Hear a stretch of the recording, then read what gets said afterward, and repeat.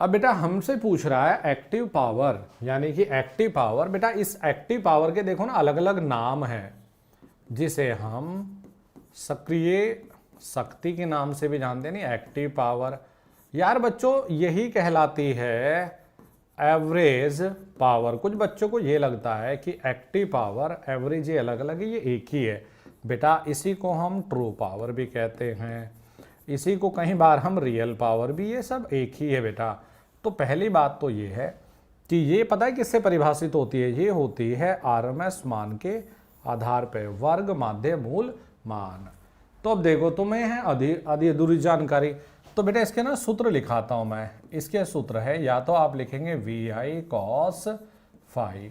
अच्छा, यदि आप बेटा आई स्क्वायर आर भी कर देंगे तब भी यही। अब एक्टिव पावर किसके आधार पर निर्धारित की जाती है, तो देखो बढ़िया चीजें लिखाता हूं। यह प्रतिरोध के आधार पर निर्धारित होती है, यह प्रतिरोध के कारण होती है। और यूनिट क्या लिखोगे आप, वॉट या बेटा किलोवाट, या मेरे बच्चों मेगा वॉट या फिर गीगा वॉट, ये होती है। तो कितनी हो गई देखो यहाँ किलोवाट। ठीक है जी। अब तुम्हें बहुत बढ़िया शानदार चीज और बताता हूँ। एक होती है अपरेंट पावर बेटा, जिससे आप बोलते हो आभासी शक्ति, अपरेंट पावर। अच्छा जी, ये होती है वी आई।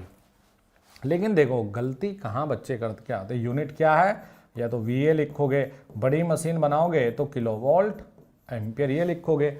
अब जरा पॉइंट को ध्यानपूर्वक सुनिएगा, है ना बेटा। ये आई स्क्वायर जेड अगर करोगे तब भी ये सही है, आई स्क्वायर जेड। तो ये किसके आधार पर निर्धारित होती है बेटा, यह प्रतिबाधा के आधार पर निर्धारित होती है, प्रतिबाधा के आधार पर ज्ञात होती है। देखो तुम्हें नए नए बिंदु सिखा रहा हूं। किससे होगी बेटा, प्रतिबाधा। प्रतिबाधा बोले तो इंपीडेंस। ठीक है बेटा।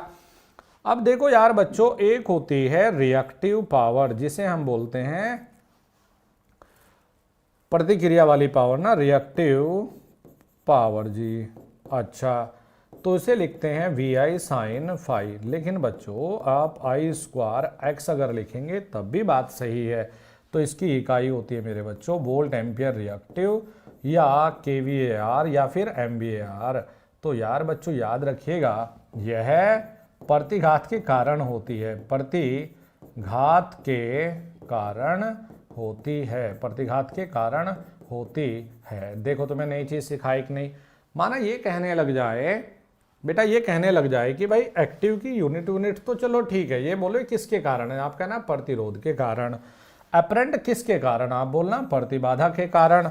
और रिएक्टिव किसके कारण, प्रतिघात के कारण। ठीक है, ये अपने अनुभव के आधार पे सारी चीजें मैं बताता हूँ आपको, चल रहा हूं बेटा। ठीक है, तो इसके फॉर्मूला में अगर तुम आई स्क्वायर एक्स भी करोगे ना तब भी ये सेम रिजल्ट देगा। ठीक है, V I sine phi I square X किसके कारण आएगा, एक्स के कारण जी। ठीक है, लो जी इसका ऑपरेशन साहब ये हो गया। अब इसमें एक चीज और सिखा दूं, देखो जो कॉस फाई है बेटा, जो कॉस फाई है मेरे बच्चों, ये कहलाता है पावर फैक्टर, जिसका यूनिट होता है, अच्छा ऐसा लिख देता हूं, वाट बटे में वी ए।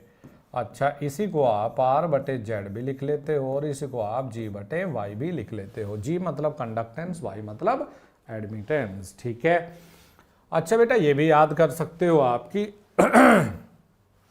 जो ये हम निकाल रहे हैं ना, जैसे मैंने कहा किलोवाट, तो मेरे बच्चों अंडर रूट में के वी ए का स्क्वायर प्लस में के वी ए आर का स्क्वायर, तो हमें उल्टा लिख दिया। अबे यार हो जा भाई रफ। देखो जी, के वी ए बराबर में अंडर रूट में किलोवाट का स्क्वायर प्लस में के वी ए आर का स्क्वायर। बेटा ये फॉर्मूला भी कई बार आपके काम आ सकता है। ठीक है, बताइए बेटा एक ही सवाल में मिले कि नहीं, सारे बिंदु देख लो, ये रहे नए से नए बिंदु बता दिए तुम्हें।